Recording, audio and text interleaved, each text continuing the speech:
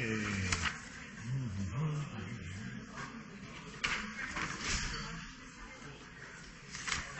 All right, let's get started. Just so that everyone knows that they're on track. Today's the last lecture of this kind of chunk about adaptation, and then tomorrow's in-class study day. You can ask them about quiz stuff. I'd rather spend tomorrow going over this recent material rather than going over the last test. We will have time to go over all the tests. We'll have a study day before the cumulative final. So bring questions, ideas, concerns, whatever, tomorrow related to this section on adaptation.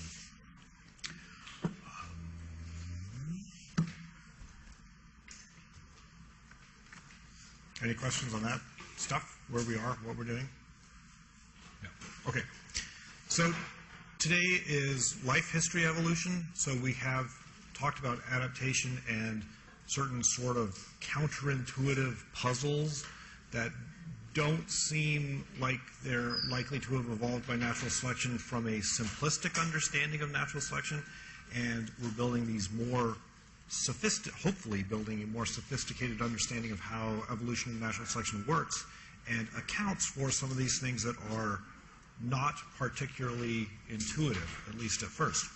Today, life history evolution, we're going to describe what that is, what life history traits are, and so on and so forth, and then talk about one of these evolutionary mysteries, which is senescence, which is, in effect, why do we grow old and ugly? I mean, I'm not going to, but some of you, that might happen, right? So that's our mystery for the day.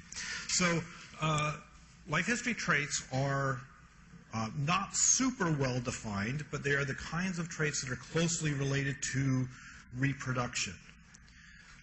Age at sexual maturity, size at maturity, number of offspring you produced, how big they are, whether you produce all your offspring at once, like, say, salmon, or if you spread out your reproduction over time, like humans and a number of other sorts of organisms.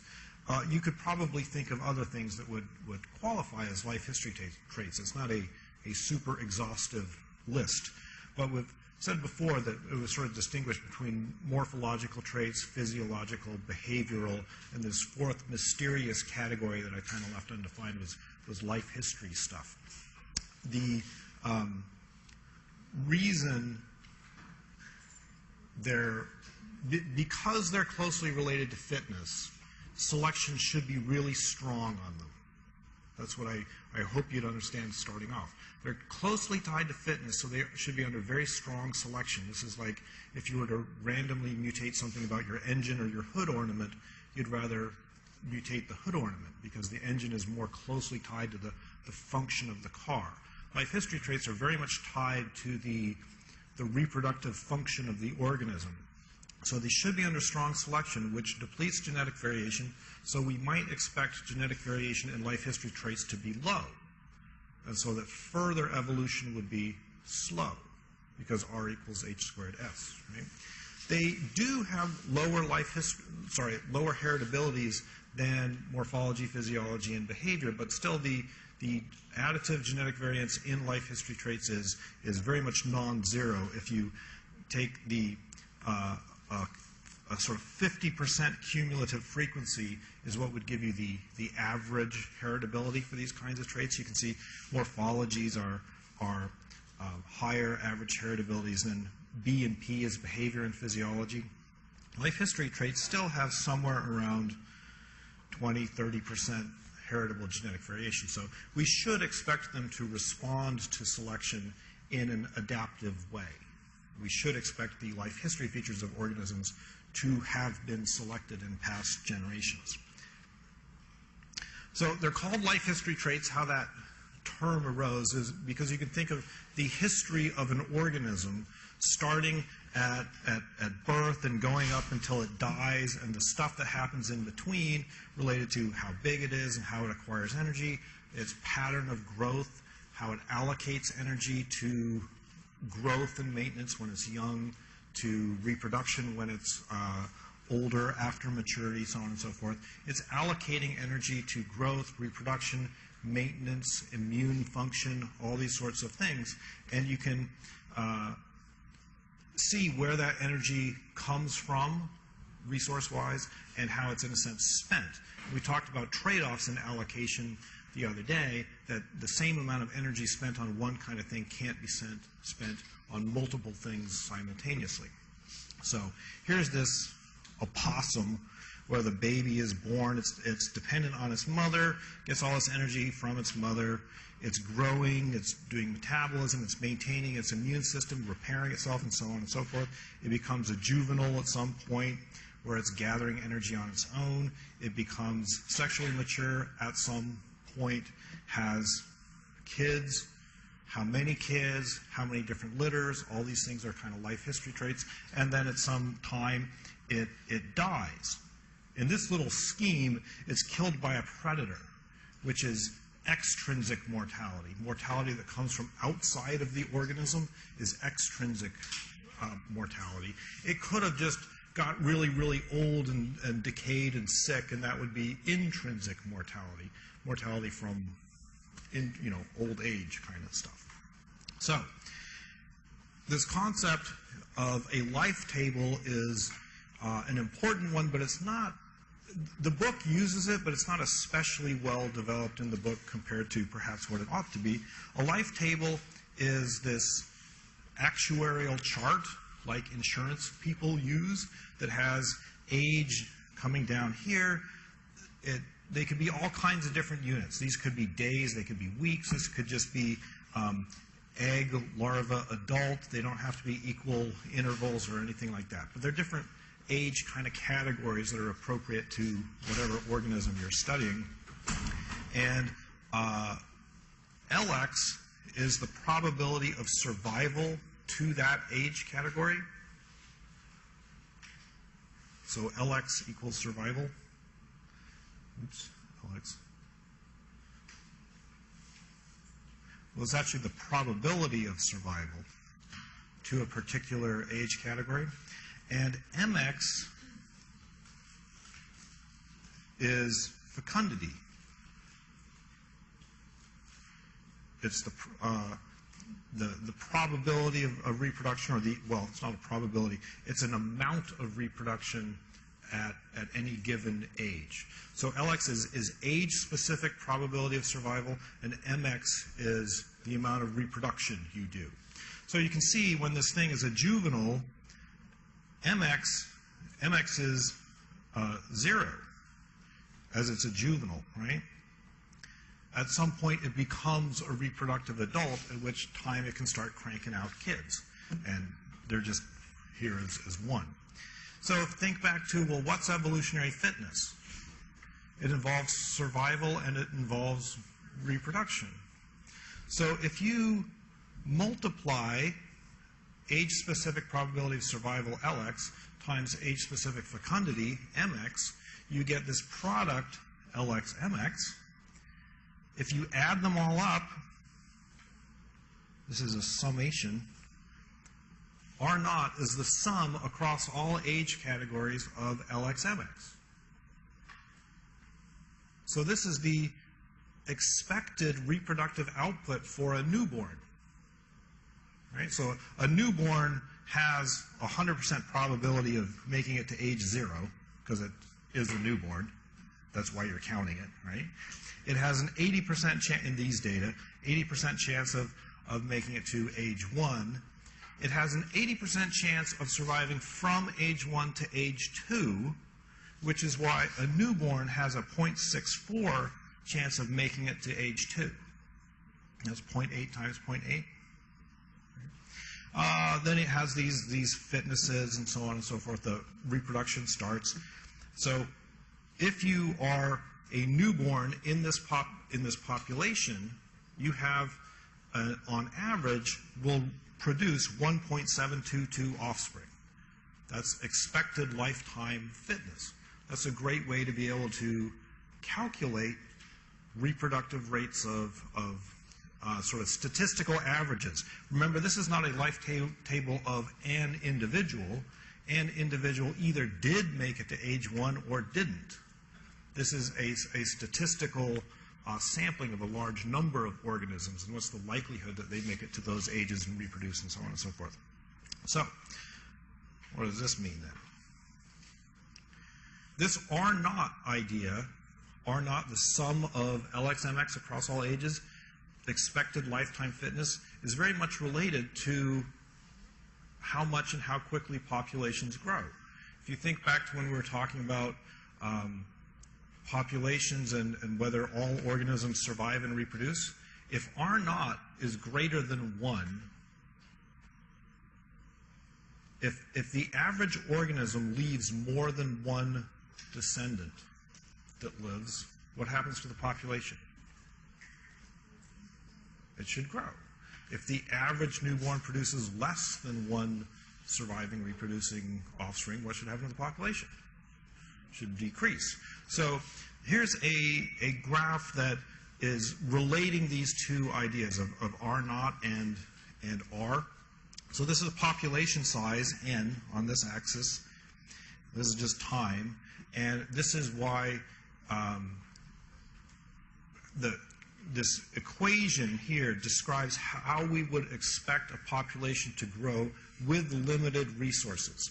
So if there's some property of the environment that limits the total numbers of individuals that sort of can be present, shelter or food or whatever, we call that limit of numbers the carrying capacity, K. Carrying capacity. It's how many sort of can be there. And as you can imagine, that as the population approaches the carrying capacity, competition for resources gets more and more intense. And when the population is a long way away from carrying capacity, there's a lot of resources for everybody. So when the population is a long way away from carrying capacity, you would expect it to grow pretty quickly because almost all individuals would survive and reproduce.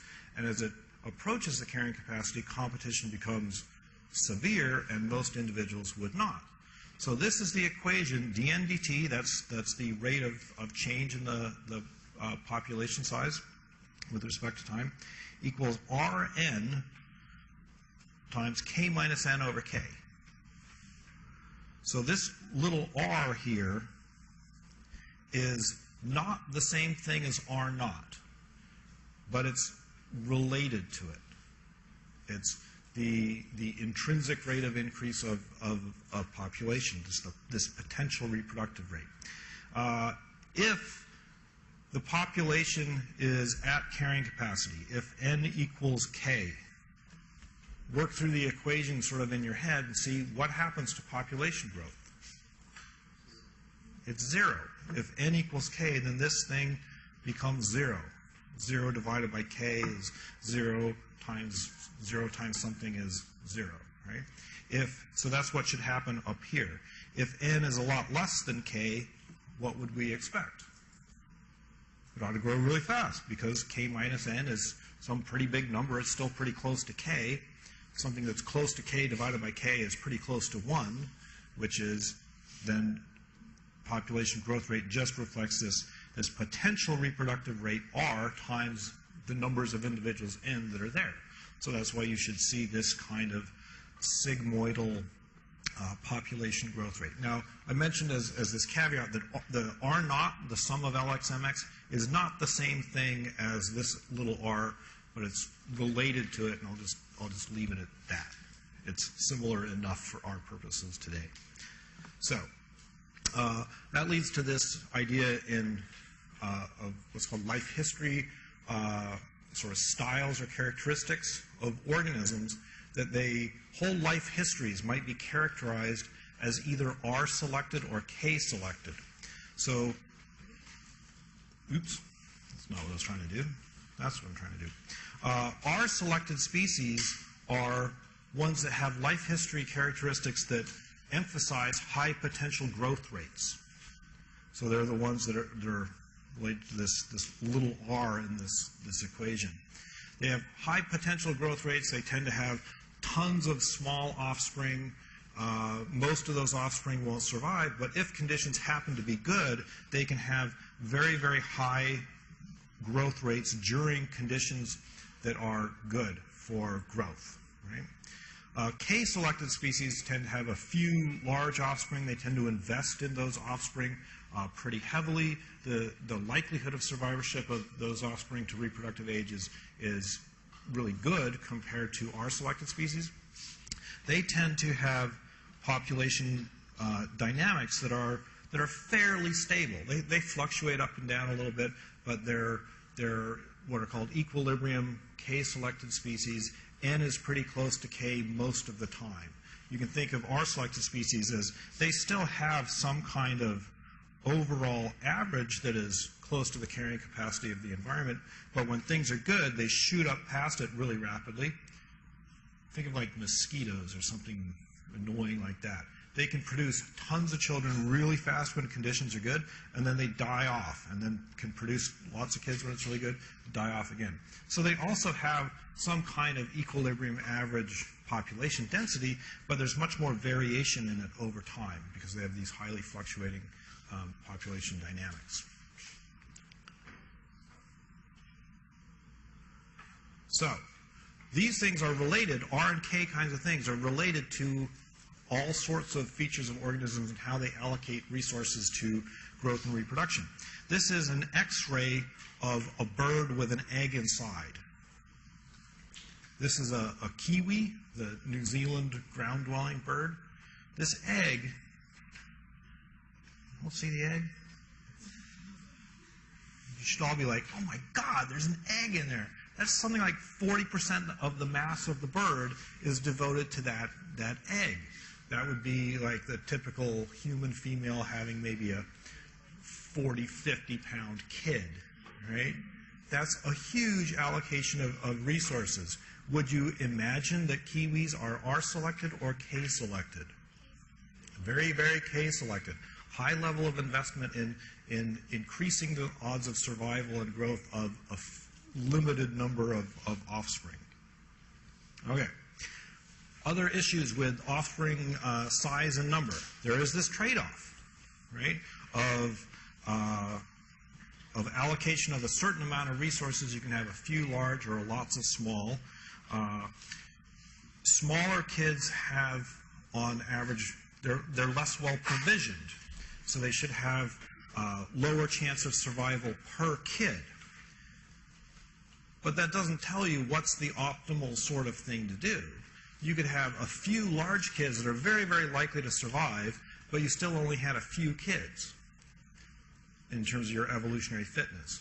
You could have a ton of kids that are very unlikely to survive individually, but you might have had so many of them that you still have a lot of kids that go forward reproductively.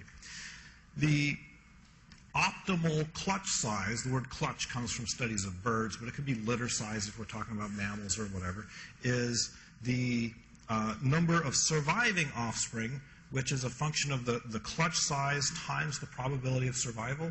So here's clutch size on this axis and probability of survival here. There should be, in almost everything you can think of, a negative relationship effect because of this trade-off of resources. This is the number of surviving offspring, which is clutch size times probability of survival, CS times P. And what you see is that is an increasing function of the number of kids you have for a while, then it tapers off to kind of flat, and then it goes back down. What does number of surviving offspring sort of remind you of as a concept that we've talked about?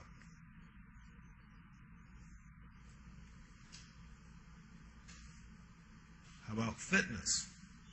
Number of surviving offspring that you produce is evolutionary fitness, or one simplistic kind of definition of it. So you'd say fitness has a function related to clutch size that starts low, goes up, has some kind of optimal peak, and goes back down. So if you were looking at this, you would say that clutch size is under stabilizing selection, and that there is some kind of optimal clutch size in this example. I don't know what it would be, 5 or 6, something like that.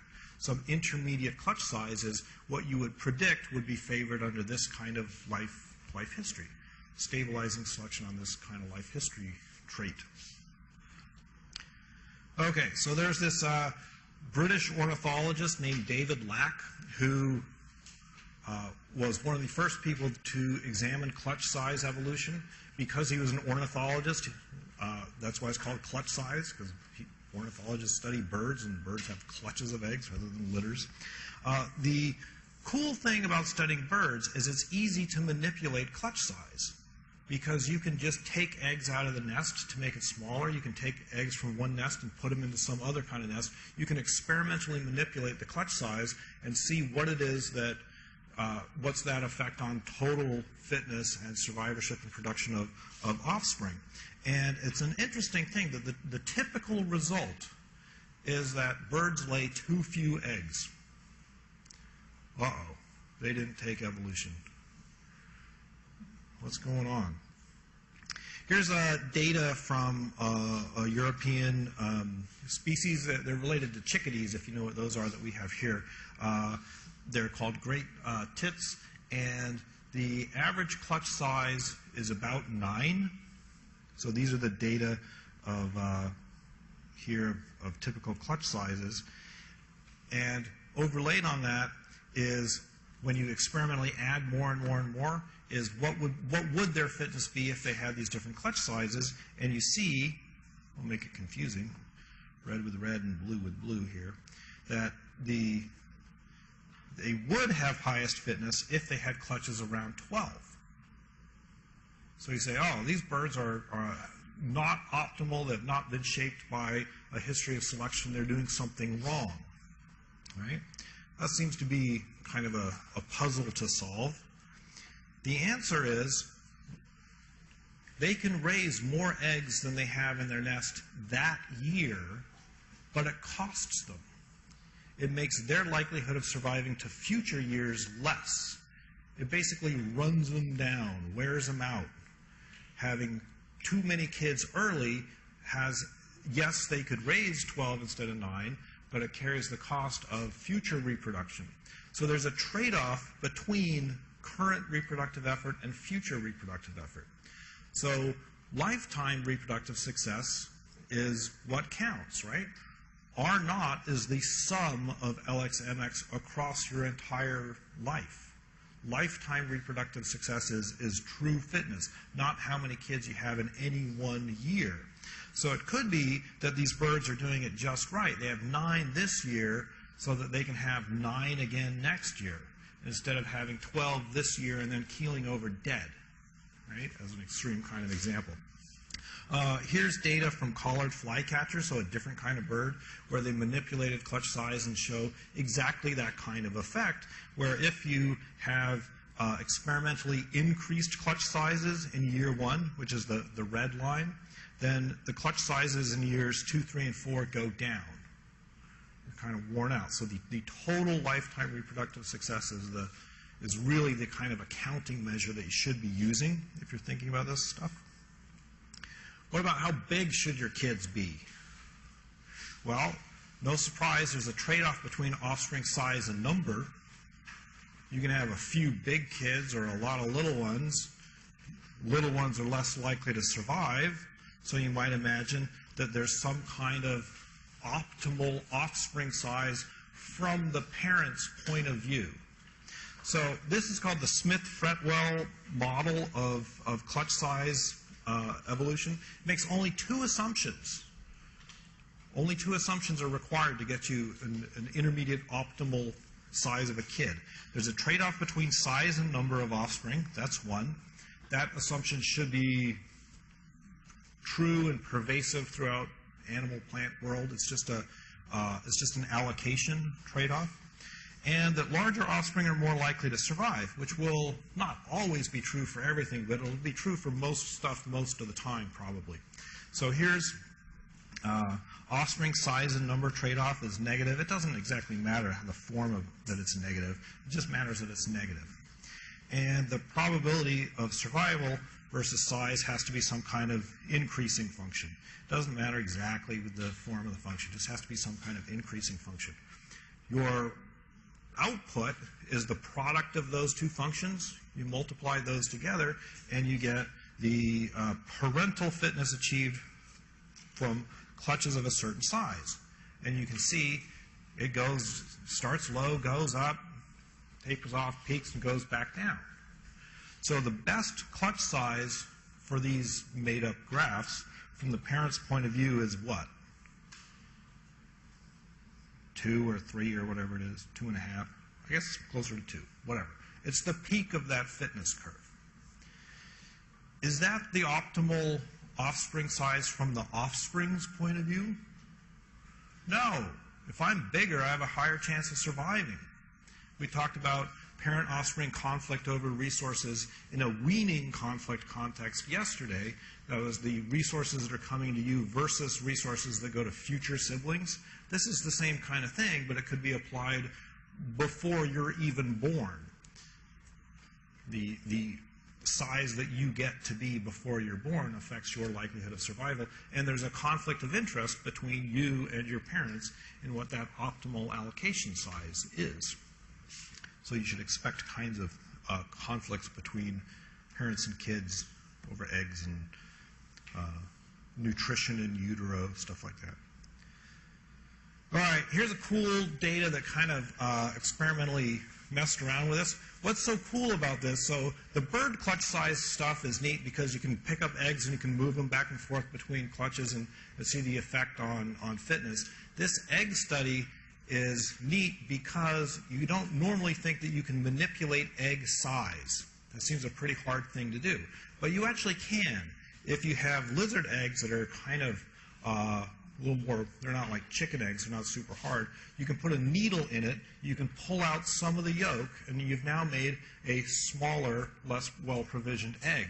You can take some of that yolk that you pulled out of one egg and put it carefully into another egg and make experimentally better provisioned eggs. And you can have some that you just poke and don't take any out as kind of controls. So what these data show are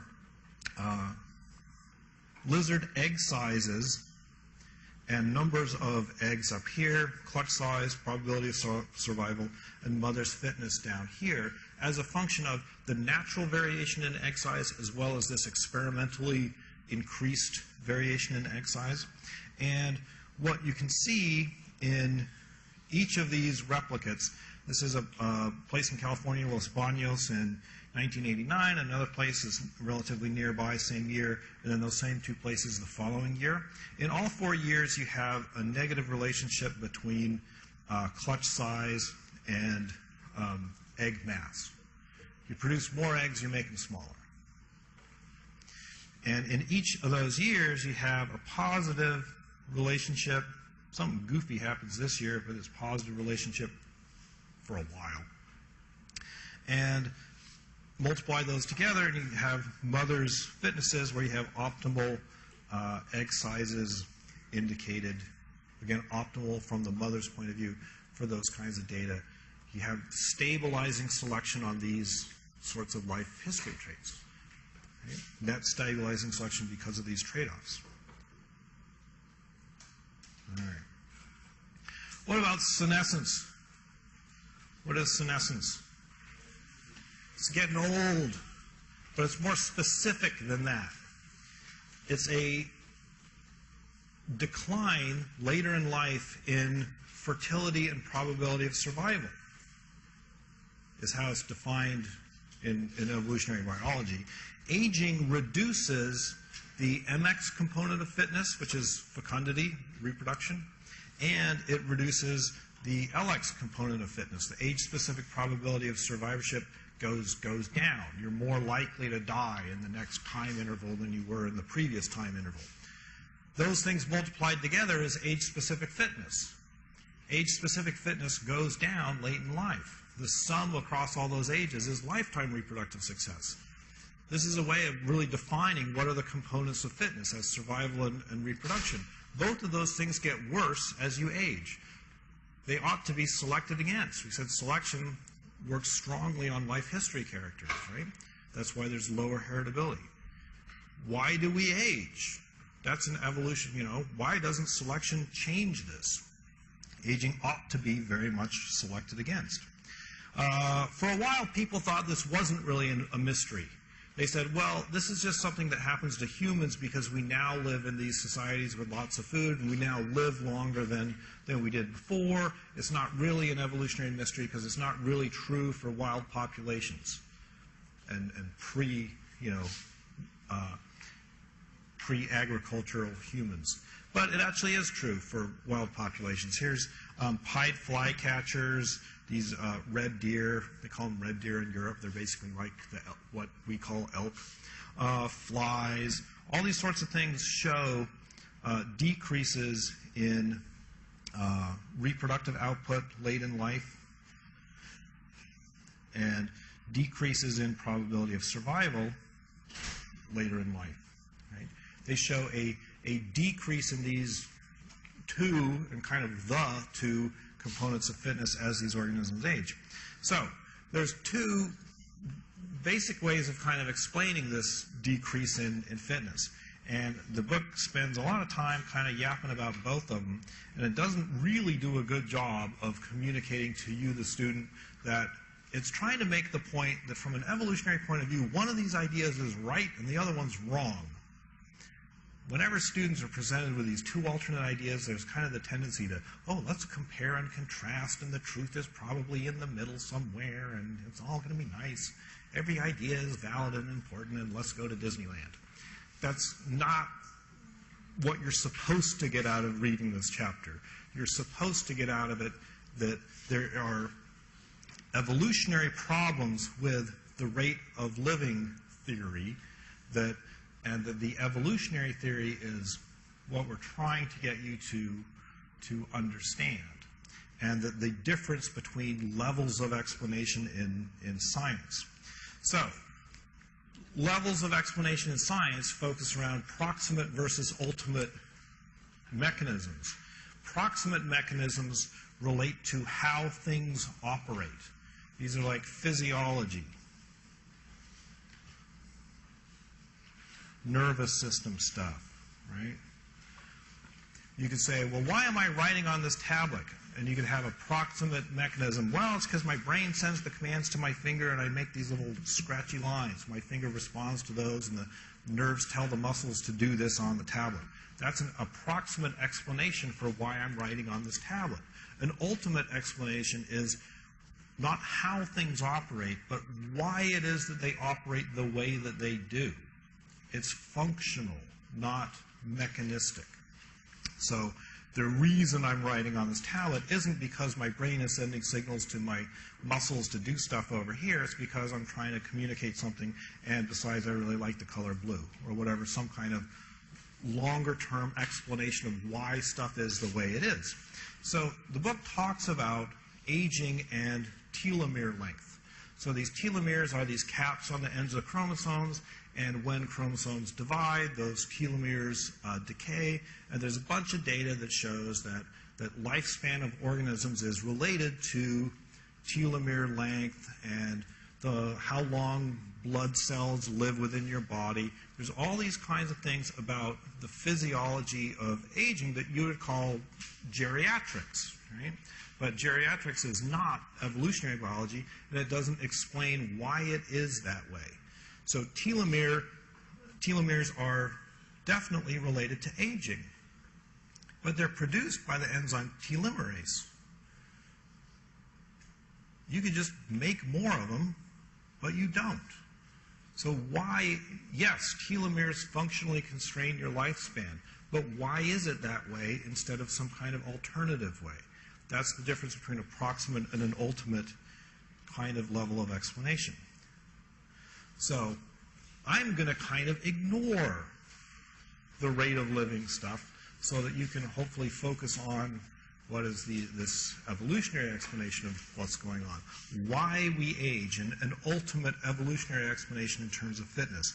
And the idea here, the essential ideas here, is that organisms fail to repair damage that accumulates, oxidative stress and loss of telomeres and all these other kinds of things, not because they can't, but because it's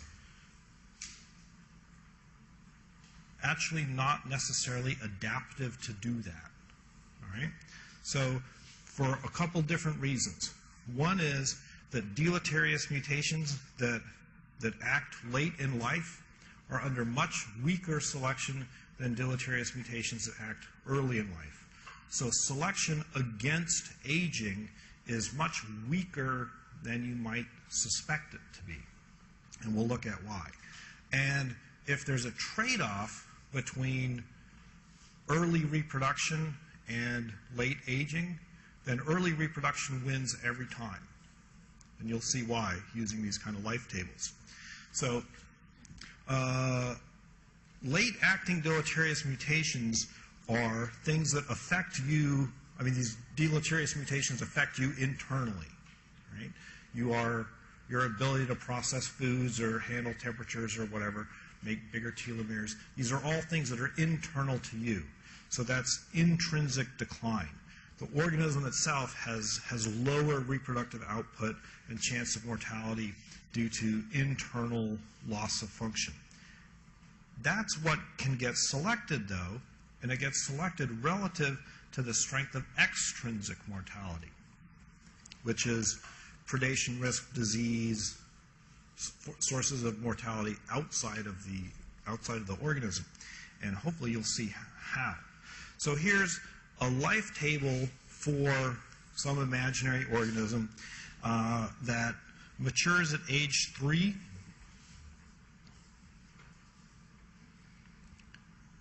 dies at age 16, and the annual rate of survivorship is 0.8 for each of those years. So it has a 100% chance of being born, right? 80% chance to age 1, 64, 50, 1.2, 41, 30, 20, right? 0.8 times 0.8 times 0.8, all the way down. And here's the reproductive success. So this is LX, and this is MX of those. Here's the LX times MX, the expected reproductive success. The sum of it is 2.419 for this particular life history. Here's a graph showing reproductive output as the product of survivorship times fecundity. So here's a survivorship, here's fecundity. Fitness is this kind of ugly orange area. It's the product of LX, MX. Now it's not ugly orange, now it's red.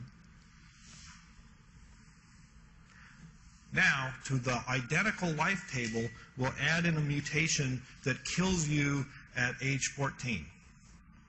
And we'll ask, how bad is that mutation? It doesn't kill you earlier. This mutation has an age-specific effect. It's Alzheimer's or coronary artery disease or something that happens late in life, and only late in life. So still 80% chance of survival at each age step. The reproductive success at each age is exactly the same, but you're dead at 14. So these are now at 0. These are at 0.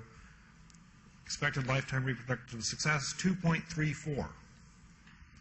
What was it before? Let me go back. 2.419. Your fitness is higher if you don't die at age 14.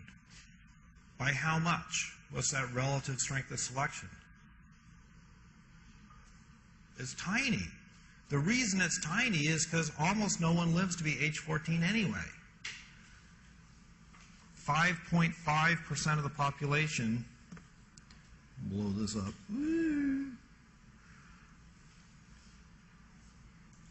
only 5% of the population makes it to 13. 5.5% of the population experiences the negative fitness consequences of this mutation. So the extrinsic mortality, come on, there we go. The extrinsic mortality is what's killing you off all these ages.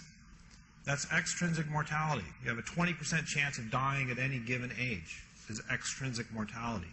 That makes it so that by the time this deleterious mutation, the intrinsic mortality occurs at age 14, almost no one is still alive to accrue that negative effect. So here it is on the graph. Right?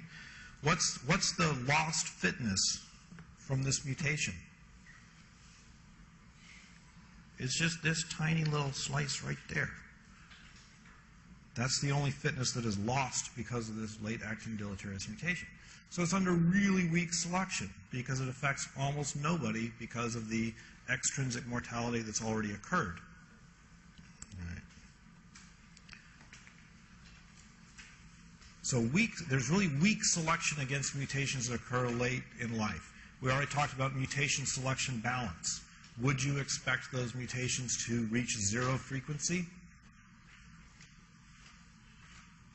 Remember the question? If selection is really weak and mutation rate is high, moderate, whatever, do you expect to have a zero frequency of deleterious mutations? No. There's some equilibrium frequency. You should, because selection is really weak, you should expect that old organisms would have deleterious mutations, just from mutation selection balance. But there's an even bigger kicker, which is called antagonistic pleiotropy, or pleiotropy is actually the correct way to say it. Antagonistic means that the forces are in opposition to each other. They're pushing against each other. They're antagonizing each other. Right? Pleiotropy means that the same gene has multiple effects. So if there is a mutation that has a beneficial effect early in life and it has a deleterious effect late in life, is that a beneficial or a deleterious mutation? It's hugely beneficial because almost everyone is alive to get the benefit early in life, and almost nobody's still alive late in life to pay the cost because of this extrinsic mortality.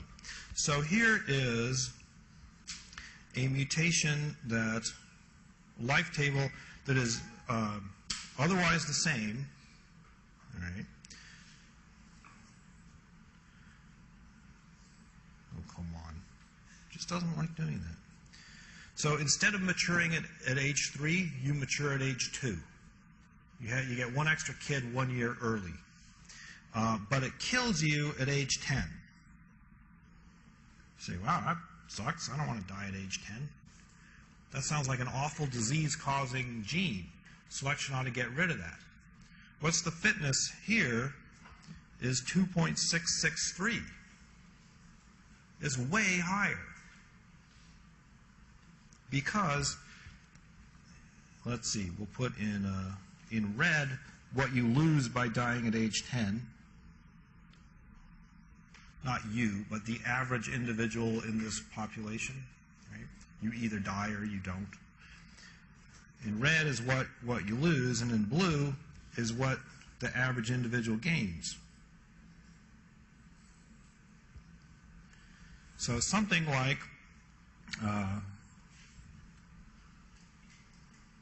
64% of zygotes that are born will live to the age at which they have this extra kid. But only 13% live to the age at which they keel over dead from this mutation. So here's a genetic effect that kills you dead when you're old that is actually a beneficial allele. Selection is going to favor the spread of this allele in the population. That's a pretty cool evolutionary explanation for why you get old and die.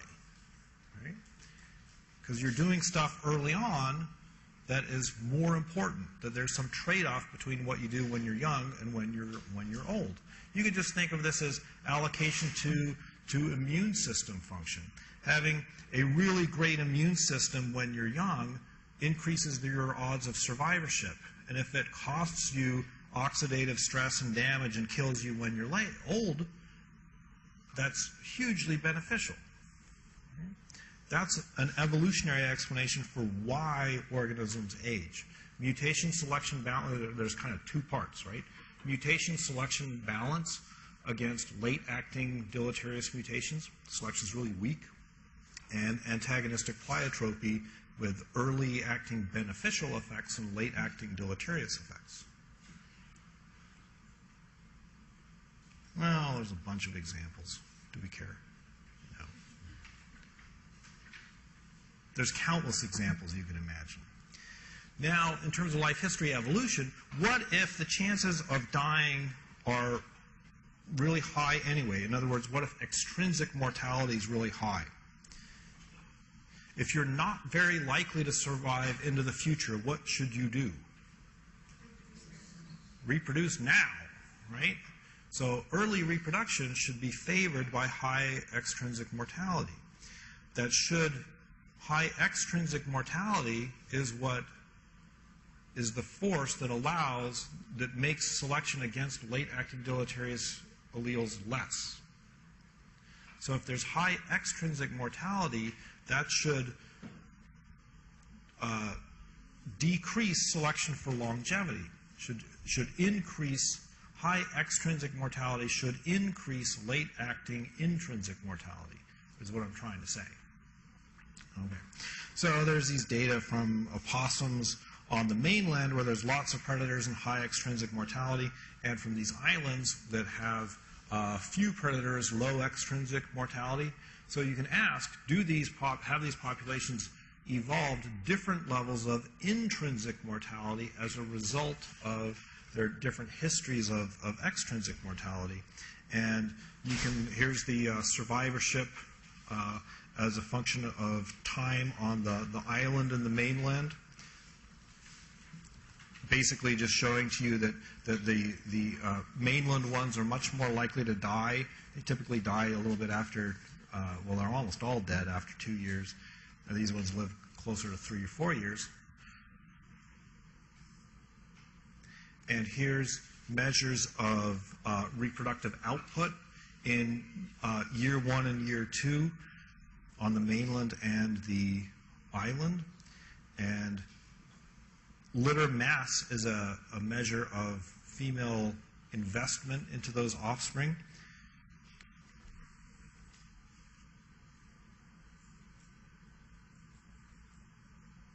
So mainland females decrease their investment in offspring in year 2. You go from here to here, whereas island ones have the same kind of relationship both years. And then you can look at mechanisms of aging, proximate kinds of things, physiological aging.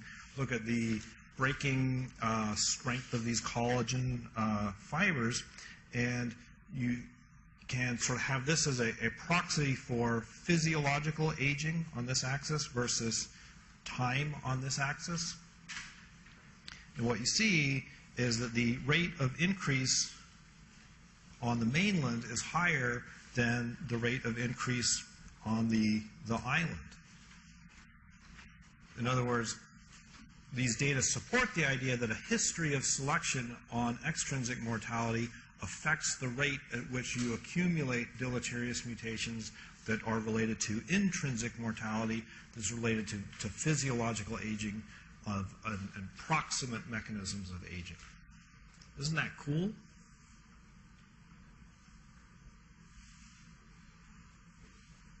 You should understand that difference of proximate and ultimate, and you should understand why it is.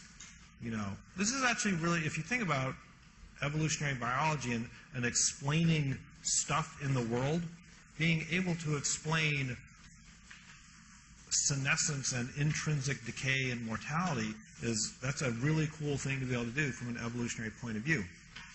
What would happen if you if you didn't let anyone reproduce until they were 70? Well, maybe 70 is pushing it. All right. Let's not let anyone reproduce until they're 40. What's going to happen?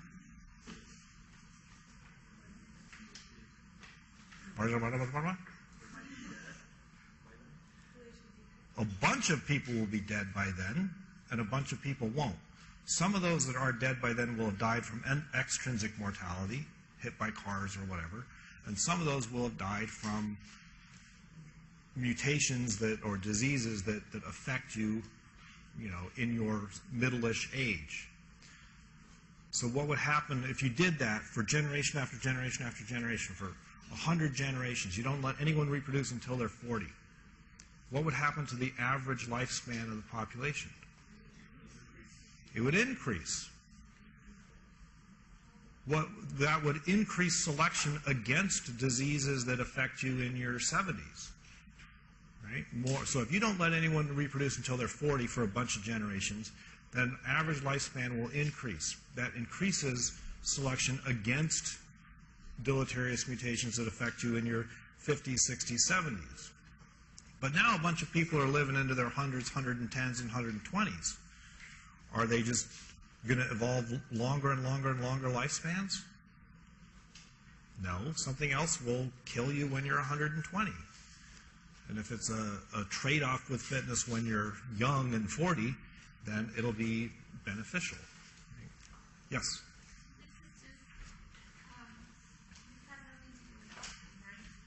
I'm sorry, with what?